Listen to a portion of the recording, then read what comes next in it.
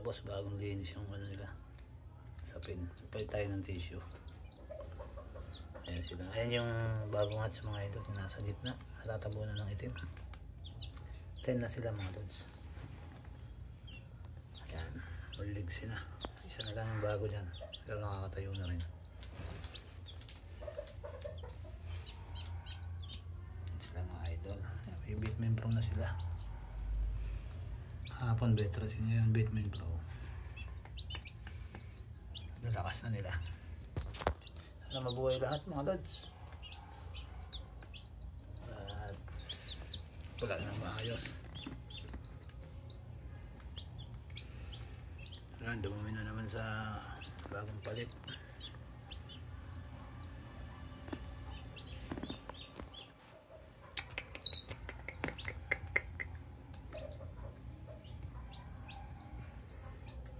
Sisiw.